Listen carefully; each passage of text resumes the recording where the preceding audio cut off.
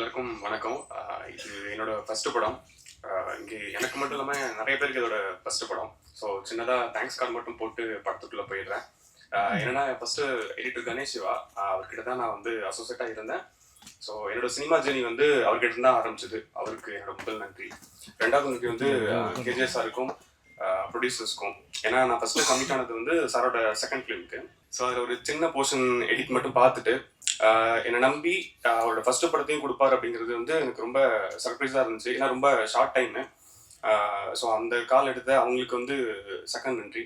And மூணாவது thanks வந்து JP அண்ணன், டைரக்டர். ஸோ என்னை பற்றி எதுவுமே தெரியாமல் இந்த படத்துக்குள்ளே நான் வந்ததும் என்னை நம்பி என் கூட ட்ராவல் பண்ணி நான் எடுத்த டிசிஷனுக்குலாம் வந்து சப்போர்ட்டாக இருந்தவர் அவர். ஸோ அவருக்கு மூணாவது நன்றி. கண்டிப்பாக என்னோட ஃபேமிலி ஃப்ரெண்ட்ஸ் எல்லாருக்குமே இங்கே நான் தேங்க் பண்ணியாகணும். அண்டு டெக்னீஷியன்லாம் பார்த்தோன்னா நான் வந்து ஏதோ காலேஜில் வந்து ஒரு ஜூனியர் மாதிரி எனக்கு ஃபீல் ஆகும் அப்பப்போ. ஏன்னா இருந்த எல்லாருமே ரொம்ப பெரிய ஆட்களாக இருப்பாங்க. அண்டு ஜிப்ரான் சார், பிட்ரின் master, Sampath sir and Viswa bro எல்லாருமே ரொம்ப பெரிய ஆட்களாக இருப்பாங்க. எனக்கு வந்து ஒரு ஜூனியர் ஃபீல் அப்பப்போ வந்துகிட்டே இருக்கும். அவங்க கூடலாம் ஒர்க் பண்ணுறது வந்து ரொம்ப பெரிய விஷயம். அண்டு பிட்ரின் மாஸ்டர் செட்டில் உங்களோட எனர்ஜி பார்க்கும்போது எனக்கு ரொம்ப சர்ப்ரைஸாக இருந்துச்சு மாஸ்டர். ரொம்ப ரொம்ப நன்றி. அண்டு ஜிப்ரான் சார், ரொம்ப ஷார்ட் டைமில் பேக்ரவுண்ட் ஸ்கூலில் நீங்கள் பண்ண மேஜிக் வந்து படத்துக்கு வந்து பெரிய சப்போர்ட்டாக இருந்தது. ஸோ அதுக்கும் சாருக்கு நன்றி. அண்டு விஸ்வா ப்ரோ, அவரும் நானும் வந்து ஒரு சீனியர் ஜூனியர் மூட்லேயே இருப்போம். ஃபர்ஸ்ட் ஒரு சின்ன கிளாஸில் ஆரம்பிச்சு அப்புறம் எங்களுக்கு ஒரு நல்ல பாண்டிங் இருக்குது.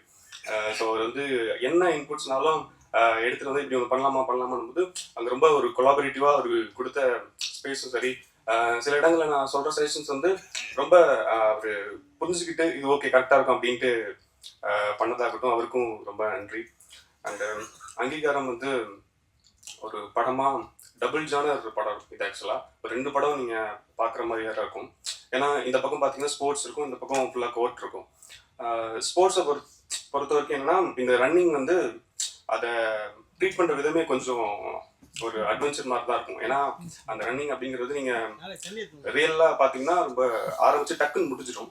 ஒரு ஃப்ராக்ஷன் செகண்ட்ல 20 செகண்ட் முடிஞ்சிடும், அவ்வளோதான் இருக்கும். ஸோ அப்போ அதை வந்து லைக் சினிமாட்டிக்காகவும் சரி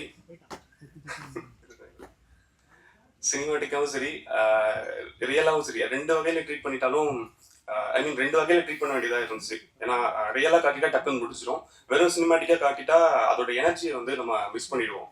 ஸோ அது ஒரு அட்வென்ச்சராக இருந்துச்சு.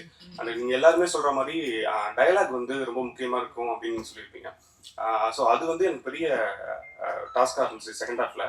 ஏன்னா செகண்ட் ஹாஃபை பொறுத்த வரைக்கும் எல்லாமே இம்பார்ட்டன்ட் டேட்டாஸ் டைலாக்ஸாக இருக்கும். ஸோ அதுலேருந்து ஃபில்டர் பண்ணி ஒன்று பண்ணுறதே ஒரு பெரிய விஷயமா இருந்துச்சு. ஸோ அதுக்கு வந்து முக்கியமாக டேரக்டர் வந்து தான் தேங்க்ஸ் சொல்லணும். ஏன்னா அவர் அதுக்காக அவ்வளோ ரிசர்ச் பண்ணியிருக்காரு. ஸோ நம்ம எடுக்கிற அந்த ஒரு காலம் இல்லை இது தேவைப்படுதா அப்படின்னு சொல்லிட்டு நம்ம பேசும்போதெல்லாம் ரொம்ப கொலாபரேட்டிவாக அவர் கொடுத்த சப்போர்ட் வந்து ரொம்ப பெரிய விஷயமா இருந்துச்சு. அண்டு கேஜே சார், நீங்கள் ரொம்ப கஷ்டப்பட்டுருக்கீங்க இந்த படத்துக்காக. கண்டிப்பாக அடுத்தடுத்த படங்களும் வந்து உங்களை பெரிய அளவில் கொண்டு போய் சேர்க்கணும்னு நான் நம்புகிறேன். ஸோ அதுக்கு all the best sir. And sir வந்து ரொம்ப எக்ஸ்பீரியன்ஸான ஆள் இங்கே இண்டஸ்ட்ரியில். நான் வந்து இப்போ தான் வந்திருக்கேன், ஒரு முதல் படம் பண்ணியிருக்கேன். அப்படின்றப்ப சில விஷயங்கள் டிஸ்கஸ் பண்ணும்போது சார் இது இப்படி பண்ணிக்கலாம் சார் அப்படின்னு சொல்லும்போது அதை ரொம்ப ஸ்ட்ராங்காக வேல்யூ பண்ண விதம் வந்து எனக்கு ரொம்ப சர்ப்ரைஸாக இருந்துகிட்டே இருக்கும். அது வந்து படத்தோட ஸ்டார்டிங்கில் ஆரம்பிச்சு ட்ரெய்லர் வரைக்குமே, ட்ரெய்லர் கூட ஒரு ஷார்ட் சொல்லிகிட்டே இருந்தார். இல்லை சார் இது போதும் சார் இவ்வளோ தான் சார் அப்படின்னு சொல்லும்போது சரி ஓகே நீ இதுக்கு மேலே வந்து இது பண்ண மாட்டேன் அப்படின்னு சொல்லிட்டு போயிடுவார் சார். ஸோ அதெல்லாமே ரொம்ப முக்கியமாக இருந்துச்சு.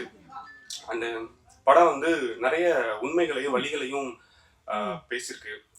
இது இப்போ ரீச் ஆகிருக்கிறத விட இன்னும் ஒரு படி மேலே ரீச் ஆகணுன்றதுக்கு வந்து உங்களோட ஹெல்ப் தேவை. கண்டிப்பாக இந்த படம் எல்லாருக்கும் அங்கீகாரம் கொடுக்கும் அப்படின்னு நான் நம்புகிறேன். என் தாய்க்கும் தாய் தமிழுக்கும் நன்றி. வந்திருக்கிற அனைத்து பத்திரிகையாளர்களுக்கும் ரொம்ப பொறுப்போட நான் ரொம்ப மகிழ்ச்சியோடைய நன்றி சொல்லிக்கிறேன். இந்த படம் ஆரம்பித்த கதைக்கு முன்னாடி உங்களோட பங்களிப்பை பற்றி பேசி முடிச்சிட்றேன். இந்த படம் என்னவா ரிசீவ் ஆகுங்கிறதுல நிறைய டவுட் இருந்துச்சு எனக்கு. ஏன்னா நல்ல கதை பண்ணணுங்கிறதுல தெளிவாக இருந்து பண்ணி முடிச்சிட்டோம். ஆனால் இது மக்கள்கிட்ட கொண்டு போய் சேர்க்கறதுல என்னவா நடக்கும்னு கொஞ்சம் குழப்பம் இருந்துச்சு எனக்கு பர்சனலாக. எனக்கு மற்றவங்களுக்கு இல்லை, எனக்கு இருந்துச்சு. அதை நான் எதிர்பார்த்ததை விட ரொம்ப சூப்பராகவே சேர்த்துருக்குறீங்க. ஒரு சின்ன இடத்துல கூட எங்களோட உழைப்பை குறைச்சி மதிப்பிடாமல் ரொம்ப அபரீதமாக கொண்டாடி கொண்டு போய் சேர்த்துருக்கிறீங்க. எங்களுக்கு அதில் வந்து எந்த விதமான குறையுமே நீங்கள் வைக்கலை. வழக்கமாக நல்ல படங்களை அரவணைச்சு கொண்டு போவீங்க, அது இந்த படத்துக்கும் பண்ணியிருக்கிறீங்க. எங்களோட படத்தினுடைய இந்த இந்த ப்ரெஸ் மீட்டை இன்றைக்கி ஏன் பண்ணணும்னு ஆசைப்பட்டோம்னா, இந்த படத்தை இன்னும் கொஞ்சம் கொண்டு சேர்ப்பீங்கன்னு நாங்கள் நம்புகிறோம். ஏன்னா அடுத்த வாரத்தை டார்கெட் பண்ணி தான் நாங்கள் இன்னும் நிற்கிறோம். 2வது வாரம் இந்த படம் நிற்கிறதுங்கிறதே வந்து உங்களோட சப்போர்ட்னால தான். நீங்கள் இந்த படத்தை இன்னும் கொஞ்சம் கொண்டு போய் சேர்க்கறதுக்கு உதவுவீங்கன்னு நாங்கள் ரொம்ப பெருசாக நம்புகிறேன். அதே மாதிரி இந்த கதை உருவாகிறதுக்கு காரணம் வந்து ஒரு கோபம்னு சொல்லலாம், இல்லை ஒரு ஆதங்கம்னு சொல்லலாம். இவ்வளவு பெரிய இந்திய நாட்டில் விளையாட்டு மட்டும் ஏன் தனித்து விடப்பட்டிருக்கு, அது ஏன் யாராலும் கண்டுக்கப்படாமே இருக்குங்கிற கோபம் தான் இது. இது ஆக்சுவலாக உங்களுக்குமே இருக்கும் தான். நீங்கள் வந்து சில இடங்களில் கட்டுப்படுத்தப்படுவீங்க, அது இல்லைன்னா நீங்களும் இதை பேசியிருக்கீங்க தான். அப்படி உருவானது தான் இந்த கதை. இந்த கதை உருவானதுக்கு இந்த கதை நான் ஃபஸ்ட்டு பிச் பண்ணது கேஜிஆர் ஸ்டுடியோஸ் தான் பிச் பண்ணியிருந்தேன். அப்போ ஒரு பெரிய ஹீரோக்கு பண்ணியிருந்தேன். அப்புறம் சில காரணங்களால் அதை தள்ளி போயிட்டே இருந்ததுனால அப்புறம் நான் வெளியில் போயிட்டேன், கம்பெனிலேருந்து வெளில போயிட்டேன். அப்புறம் நான் வேறு கதை ஒர்க் பண்ணிகிட்டு இருக்கும்போது திருப்பி இந்த கதையை பண்ணலான்னு தோணும்போது இந்த கதைக்குள்ள ரிசர்ச் ஆரம்பித்தேன். ஆக்சுவலாக ஸ்கிரிப்ட் முடிச்சுட்டு தான் ரிசர்ச்சே நான் ஆரம்பித்தேன். அப்படி போகும்போது இந்த கதையில் நான் பார்த்த மனிதர்கள், நான் கேட்ட விஷயங்கள் எல்லாம் வந்து என்னை ரொம்ப கொடூரமாக அச்சுறுத்த ஆரம்பிச்சிருச்சு. எனக்கு பயம் வந்துடுச்சு. ஏன்னா நான் ஒரு புது டைரக்டர். நான் வந்து ஒரு படம் பண்ணி லைஃப் செட்டில் ஆகணும், அதன் வழியாக ஒரு ஆர்ட் வழியாக ஒரு டிஸ்கஷனை நடத்தணும், இப்படியான ஒரு நார்மலான ஆசை உள்ள மனுஷன் தான். ஸோ இந்த படத்தை தொட்டோம்னா என்ன ஆகுங்கிற பயம் வந்துருச்சு. அப்போ இந்த படத்தை கைவிடலான்னு யோசிக்கும் போது விட்டுட்டு வேற ஒரு கதை எழுதிக்கிட்டு இருந்தேன். அப்புறம் திரும்ப யோசிக்கும் போது தான் தெரிஞ்சிச்சு இந்த கதையை நம்ம பண்ணலாம், யாருமே பண்ணக்கூடாதுன்னு. குற்ற உணர்ச்சி ரொம்ப டிஸ்டர்ப் பண்ண ஆரம்பிச்சிருச்சு. அப்புறம் திரும்ப எடுத்த ஆரம்பித்தேன். அதுக்கப்புறம் இந்த கதைக்குள்ளே நிறைய ஹீரோக்கள் வந்தாங்க. காலமும் சூழலும் அது நிகழவே இல்லை. அதுக்கப்புறம் தான் என்னோட ஹீரோ கேஜிஆர் உள்ளே வந்தார். அவர் ஹீரோவாக உள்ளே வந்ததுக்கப்புறம் இந்த கதையை வந்து இன்னும் எப்படியெல்லாம் மாற்றலாம், அவர் வந்து எங்கேயுமே வந்து எனக்கு இது வேணும் அது வேணும்னு அவர் இது வரைக்கும் என்கிட்ட கேட்டதே இல்லை. இந்த கதைக்கு முழு சுதந்திரம் எனக்கு இருந்துச்சு. தயாரிப்பாளர்கள் 3 பேரும் சரி, ஹீரோவாகவும் சரி. ஏன்னா நான் ஹீரோவாக எதுக்கு இதை சொல்கிறேன் அப்படின்னா, புதுசாக வர ஹீரோவுக்கு சில பயம் இருக்கும், இப்படிலாம் இருக்கலாம் இப்படிலாம் இருக்கலாம்னு. அவர் ஒரு 12-13 படம் பண்ணியிருக்கிறாரு. அப்படி இருக்கிறப்ப அவர்கிட்டேருந்து எனக்கு எந்த விதமான இடையூறும் இல்லை கதைக்கு. நான் கதையை ரொம்ப ஃப்ரீடமாக தான் பண்ணேன். அதே போல் இந்த கதையை வந்து இதுக்கப்புறம் இப்போ டேக்கப் பண்ணணும்னு சொல்லும்போது திருப்பி ஒரு 3-4 ஹீரோ போனோம். அதுக்கப்புறம் வந்து இவர் உள்ளே வந்ததுக்கப்புறம் நான் ஃபஸ்ட்டு போய் கதை சொன்னது பீல்ரிகின் மாஸ்டர்கிட்ட. அவர் வந்து ஒரு காப்பி குடிச்சிக்கிறேன்னு சொல்லிட்டு கதையை ஆரம்பித்தவர் காப்பி குடிக்கவே இல்லை. கதை கேட்டு முடிச்சுட்டு நல்லா இருக்குன்னாரு. அப்போ வந்து மார்க் ஆண்டனி படம் ரிலீஸ் ஆயிருந்துச்சு. நல்லா இருக்குது, கதை நல்லா இருக்குது. அவர் ஒரு படம் டைரக்ட் பண்ணியிருக்காரு வியட்நாமில். அது மாதிரி எனக்கு ரொம்ப நெருக்கமாக இருக்குது அப்படின்னு சொல்லிட்டு ஹீரோ யாருன்னு கேட்டார். ஹீரோ சொன்னேன். வாய்ப்புக்காண்டி வேலை போயிட்டேன்னு சொல்லிட்டு எனக்கு ஆரி துப்புனார். அப்போ தான் நான் வந்து மாஸ்டர்கிட்ட சொன்னேன், இல்லை மாஸ்டர் நான் ஒன்று பண்ணி காட்டுறேன் மாஸ்டர், இல்லை நான் இண்டஸ்ட்ரியை விட்டு போயிடுறேன்னு சொல்லிட்டு வந்தேன். இல்லை அவ்வளோ பெரிய வார்த்தையெல்லாம் நீங்கள் சொல்லாதீங்க அப்படின்னாரு. அதுக்கப்புறம் பூஜையில் தான் மாஸ்டரை கூப்பிட்டு கேட்டேன், மாஸ்டர் இப்போ ஓகேவான்னு கேட்டு. மாஸ்டர் அப்போ தான் உள்ளே வந்தார். ஆனால் மாஸ்டர் அதுக்கு முன்னாடி கதை கேட்டுட்டு இதில் எனக்கு என்ன வேலை அப்படின்னு கேட்டார். எந்த சண்டையுமே இல்லையே அப்படின்னாரு. இல்லை மாஸ்டர் எனக்கு ஸ்போர்ட்ஸ் பண்ணி கொடுக்கணும்னு நான் ஆசைப்பட்றேன் அப்படின்னு சொல்லி அப்படி தான் மாஸ்டர் உள்ளே வந்தார். மாஸ்டர் உள்ளே வந்ததுக்கப்புறம் இந்த கதையுடைய ஸ்போர்ட்ஸ் எல்லாமே பெருசாக மாறுனுச்சு, எல்லாம் நடந்துச்சு. ஆனால் இந்த கதை ஆரம்பித்து இந்த கதையை தயாரிப்பு நிறுவனங்கள்லாம் தயாரிப்பு நிறுவனம் விஸ்வசிக்க ஆரம்பித்து போயிட்டு இருக்கும்போது நான் வந்து ஃபஸ்ட்டு கோர்ட்டு போகணும்னு நான் சொன்னேன். கோர்ட்டு போகும்போது கோர்ட்டுக்கு வந்து குறைந்தபட்சம் 1 கோடி ரூபா செட்டு. நான் ஒரிஜினல் கோர்ட்டு மெட்ராஸ் யூனிவர்சிட்டி தான் பிளான் பண்ணியிருந்தோம். கடைசியில் ஜிஓ பாஸ் பண்ணி அது இல்லைன்னு சொல்லிட்டாங்க. கோயம்புத்தூரில் கருப்பு படம் பண்ண செட்டு தான் போயிருந்தோம். அந்த பட்ஜெட் எங்களுக்கு தாங்கலை. அது ஒரு நாளைக்கு 3 லட்சம் ரூபா. அப்புறம் சரி வேறு வழி இல்லைன்னு சொல்லிட்டு செட்டு போகலாமா படத்தை கைவிடலாமாங்கிற நிலைமையெல்லாம் இருந்துச்சு. ஏன்னா இதுக்குள்ளே வந்த இன்வெஸ்டர்ஸ் திடீர்னு பேக் வாங்கி போயிட்டாங்க. அதுக்கப்புறம் பிரசாந்த், அருண், அஜித் இவங்க தான் வந்து முழுசாக இந்த கதைக்குள்ளே நின்று பண்ணிடலாம் அப்படின்னு சொல்லிட்டு வந்தபோது நான் முதல்ல கேட்டது கோர்ட். அது எனக்கு கேட்டது 75 லட்சம் ரூபா. ஒரு புது டைரக்டரை நம்பி முதல்ல 75 லட்சம் ரூபா செட்டு போட்டு கோர்ட் போர்ஷன் போகலாமாங்கிறது வந்து எனக்கு எதுவும் என் காதுக்கு வரல. நான் கோர்ட்டு தான் வேணும்னு சொல்லி கோர்ட் ஷூட்டெல்லாம் முடிச்சுட்டு ஏரியாவில் ஷூட் பண்ணிகிட்டு இருக்கும்போது எனக்கு வந்து ஹீரோ ஃபோன் பண்ணார். நீங்கள் கோர்ட்டு கேட்டப்போ வந்து நான் உள்பட நிறைய பேருக்கு உங்கள் மேலே கோபம் இருந்துச்சு. ஏன்னா ஒரு புது டைரக்டர் வந்து எடுத்தோடனே கோர்ட் வேணும்னு கேட்குறாரு, அது 75 லட்ச ரூபா கேட்குறாரு, இது எப்படி சாத்தியம் அப்படின்னு நிறைய கோபம் இருந்துச்சு, நிறைய பேருக்கு இருந்துச்சு அப்படின்னாரு. அது அப்போ சொன்னார், ஆனால் நீங்கள் விடாப்பிடியாக இருந்து அந்த கோர்ட் வாங்கி நீங்கள் ஒன்று பண்ணிட்டு இப்போ ஒன்று பண்ணுறது வந்து நீங்கள் என்ன நினச்சி பண்ணீங்களோ அது ஒர்க் அவுட் ஆயிருக்கு அப்படின்னாரு. எனக்கு என்னென்னா பயம், எனக்கு வந்து நான் என் ஹீரோவை வந்து நான் ப்ரெசென்ட் பண்ணுறதை வந்து ஒருத்தங்க கூட ரிஜெக்ட் பண்ணக்கூடாதுன்னு ரொம்ப தெளிவாக இருந்தேன். அவர் தயாரிப்பார், அதெல்லாம் எனக்கு தேவையில்லாத விஷயம். என்னோட ஹீரோ, என் கதைக்குள்ளே இருக்கிற கதையினுடைய மாந்தன் நான் கொண்டாந்து மக்கள் முன்னாடி வைக்கும்போது அந்த ஹீரோவை யாருமே ரிஜெக்ட் பண்ணக்கூடாதுன்னு ரொம்ப தெளிவாக இருந்தேன். அப்படி இருக்கிறப்ப கேஜேஆருக்கு வந்து இது முதல் படம், அவருக்கு நடிப்பு எந்த அளவுக்கு இருக்குங்கிறதுல எனக்கு ஒரு சின்ன டவுட் இருக்கிறதுனால கதைப்படி 2வது பாகத்தில் வர கோர்ட்டை நான் முதல்ல ஷூட் பண்ணேன். சில நடுக்கம் தயக்கம் எல்லாத்தையும் நான் கோர்ட்டில் யூஸ் பண்ணேன். ஏன்னா கதைப்படி அவன் கோர்ட்டுக்கு போகும்போது பயப்படணும், நடுங்கணும். ஆனால் அதை ஷூட் பண்ணி அவரை எக்ஸ்பீரியன்ஸை மாற்றி ஃபர்ஸ்ட் ஹாஃபை செகண்டாகவும் செகண்ட் ஹாஃபை ஃபர்ஸ்டாகவும் நான் ஷூட் பண்ணேன். அதனுடைய அவுட்புட் இன்னைக்கு அவர் அனுபவிக்கிறாரு. அந்த அன்னைக்கு எனக்கு ஃபோன் பண்ணி சொன்னார், நான் அன்னைக்கு ஒரு வார்த்தை ஒன்று சொன்னேன், அந்த ரெக்கார்டிங்கோட நான் வச்சிருக்கிறேன், நான் இன்னைக்கு தான் டைரக்டராக நான் ஃபீல் பண்ணுறேன் அப்படின்னு சொல்லிட்டு நான் சொன்னேன். உங்களுக்கு ஞாபகம் இருக்கும்னு நினைக்கிறேன். அந்த மாதிரி இந்த கதையில் நிறைய சம்பவங்கள் நடந்திருக்குது. ஏன் இதை நான் குறிப்பிட்டு சொல்கிறேன் அப்படின்னா, அப்படி சின்ன சின்னதாக பார்த்து பண்ணி தான் இந்த படத்தை வந்து நாங்கள் ரொம்ப பொறுப்போட தான் இந்த படத்தை கொண்டாந்து விட்டுருக்குறோம். அதே மாதிரி இந்த படத்துக்குள்ள வந்த இன்வெஸ்டர்ஸ் பேக் வாங்கினதுக்கு அப்புறம் இவங்க 3 பேரும் அந்த படத்தை எங்கே போய் என்ன பண்ணாங்க, எதை வித்தாங்க, என்ன பண்ணாங்கன்னு தெரியாம தான் அந்த படத்தை நடத்தி முடிச்சிருக்கிறோம். இப்போ இந்த படம் வந்து உங்க முன்னாடி நாங்கள் கொடுத்துருக்குறோம். அதை நீங்க வந்து நாங்கள் எந்த அளவுக்கு பொறுப்போட பண்ணமோ அதே பொறுப்போட தான் நீங்க அணுகிருக்கிறீங்க. எனக்கு அதுல வந்து ரொம்ப சந்தோஷம் எனக்கு.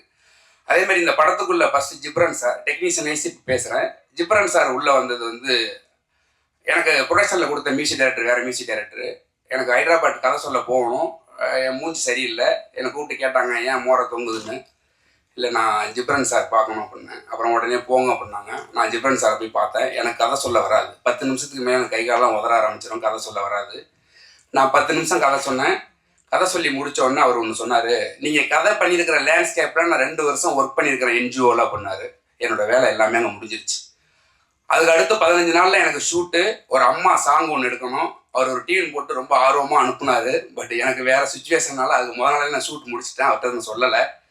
அப்புறமா சாங் அனுப்புனே, ஷூட் எங்கன்னாரு. மாஸ்டர் அண்ணா ஷூட் முடிச்சிட்டேண்ணே அப்படின்னு சொல்லிட்டு அந்த சாங்கில் இப்போ வரைக்கும் ஒரு கரெக்ஷன் கூட பண்ணலை. அந்த சாங் அப்படியே தான் யூஸ் பண்ணோம். அதுதான் செகண்ட் ஹாஃபில் வர அம்மா சாங், பானுமதி சாங்கு. அதே போல் விஸ்வா இந்த கதைக்குள்ளே வந்தது வந்து அது ஒரு பெரிய ஃபாலோ அப்பு.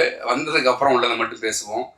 விஸ்வா கதைக்குள்ளே வந்ததுக்கப்புறம் திடீர், ஏன்னா ஏற்கனவே வேற கேமராமேன், அதே மாதிரி கம்பெனியில் எனக்கு வேற பெரிய கேமராமேன் கொடுத்துருந்தாங்க. இந்த பெரிய கேமராமேன்லாம் நான் வேண்டான்னு சொன்னதோ, மியூசிக் வேண்டான்னு சொன்னதோ வந்து நான் பெரிய இவன் அப்படிங்கிறதுக்காண்டி இல்லை. எனக்கு ஒரு பயம், கொஞ்சம் டிஸ்கஸ் பண்ணி ஒர்க் பண்ணணும், அந்த ஸ்பேஸ் இருக்குமா இருக்காதாங்கிற ஒரு பயம் தான், வேற எதுவுமே கிடையாது. அந்த டெஸ்ட் ஷூட் ஒன்று ஸ்டுடியோவில் பண்ணும்போது அன்னைக்கு 2 பேருக்கும் டெஸ்ட் ஷூட்டு, ஹீரோவுக்கும் டெஸ்ட் ஷூட்டு, டிஓபிக்கும் டெஸ்ட் ஷூட்டு. அவர் ஷூட் பண்ணி இவரை பார்த்துட்டு, இவர் ஷூட் பண்ணுற அவர் பார்த்துட்டு அன்றைக்கி தான் டிசைட் பண்ணலான்னு சொல்லிட்டு போனோம். அன்னைக்கு போய் பார்த்துட்டு ஷூட்டெல்லாம் முடிச்சுட்டு நான் ப்ரொடக்ஷன்லேயும் ஹீரோட்டி சொன்னேன், இதுதான் டிஓபி, முடிவு பண்ணுறதா முடிவு பண்ணிங்க அப்படின்னு சொல்லிட்டு வந்துட்டேன். அது விஸ்வா அப்புறம் கேட்டேன், என்ன அப்படி சொல்லிட்டு வந்துட்டீங்கன்னு. ஆமாம் அவ்வளோதான், முடிவு எடுத்தால் அவங்க எடுக்கட்டும், இல்லைன்னா வேற மாற்றினா போகலாம் அப்படின்னு சொல்லிட்டு அவங்களுக்கு ரொம்ப பிடிச்சிருந்துச்சு ஒர்க்கு. விஸ்வா வந்தான். அதுக்குள்ள விஸ்வா வந்து நிறைய 2 பேருக்கும் நிறைய சண்டைகள் நடந்திருக்குது. அதெல்லாம் சேர்ந்து தான் இந்த அவுட்புட் வந்திருக்குதான் நான் நம்புகிறேன்.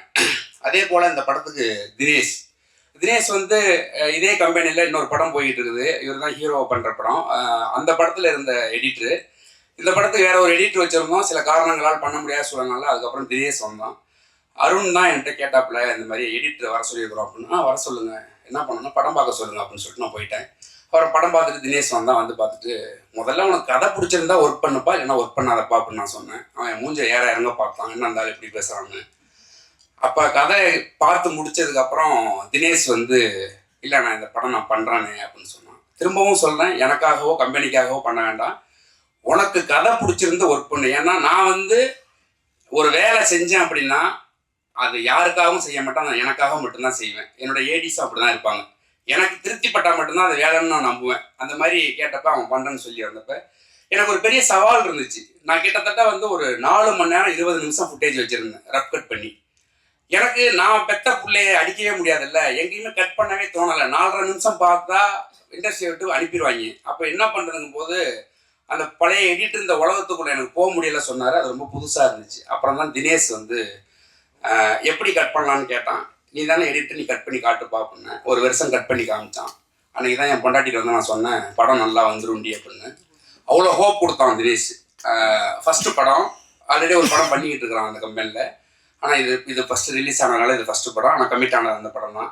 தினேஷ் அப்படிதான் இதுக்குள்ள வந்தது. தினேஷ் வந்து ரொம்ப ஹோப் கொடுத்தான். நிறைய இடங்கள்ல என் பேச்சை மீறி நடந்துச்சு சில விஷயங்கள். பட் அது எல்லாமே இப்போ நல்லதா நடந்ததுனால நம்ம அதை பத்தி பேச வேண்டாம். அதே போல இந்த படத்துக்கு சம்பத் ஆழ்வார் தான் சவுண்ட் டிசைன். நான் வந்து கம்பெனியில் வந்து நான் ரொம்ப அடம் பிடிச்சி வாங்கினேன். ஏன்னா அந்த படத்தை கொஞ்சம் சவுண்டிங்காக நல்லா ஒர்க் பண்ணலான்னு எனக்கு ஒரு பெரிய கனவு இருந்துச்சு. அத்லட் படம் பண்ணுறோம், நிறைய படங்கள் வந்திருக்குது. சவுண்டுக்கு பெரிய ஃபோக்கஸ் பண்ண மாட்டாங்க, சவுண்டை விட்டுருவாங்க. சவுண்டோட வேல்யூ இங்கே ரொம்ப கம்மிங்கிறதுனால நான் காலா படம் பண்ணும்போது சவுண்டோட வேல்யூ தெரிஞ்சுக்கிட்டேன்.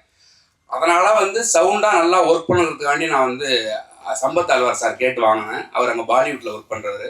அவரை கேட்டு வாங்கி அந்த படத்துக்கு நியாயம் சேர்க்கிற அளவுக்கு அவர் எனக்கு பண்ணி கொடுத்தாரு.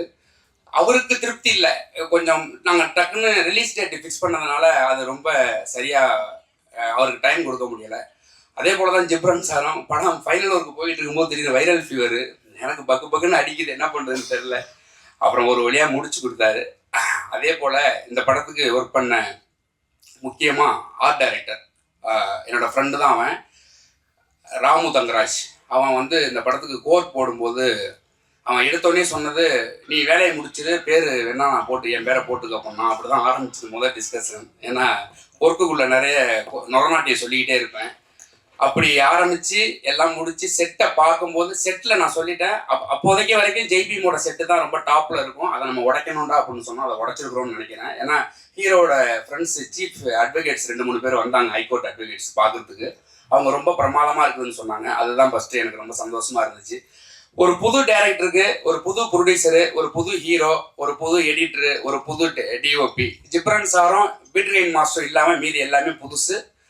அவங்கள நம்பி முதல்ல இவ்வளோ பெரிய கோர்ட் செட்டு, ஆர்ட் டைரக்டர் நல்ல படங்கள் ஒரு 10 படங்கள் பண்ணியிருக்கலாம், நாங்கள் எல்லாம் புதுசு. அப்படி இருக்கிறப்ப இவ்வளோ பெரிய செட்டு போட்டு அந்த உலகத்தை கிரியேட் பண்ணுறதுக்கு நாங்கள் ரொம்ப கஷ்டப்பட்டோம். ஆனால் கஷ்டப்பட்டோன்னு உங்கள்கிட்ட நான் ஒப்பாரியாக சொல்லலை, விரும்பி தான் அந்த வேலையை எடுத்தோம் சொல்கிறோம். அதை வந்து அந்த கஷ்டத்தை வந்து நீங்கள் வந்து எந்த விதமான கொச்சைப்படுத்தாமல் ரொம்ப நெகிழ்வோட கொண்டுட்டு போய் சேர்த்துருக்கிறீங்க.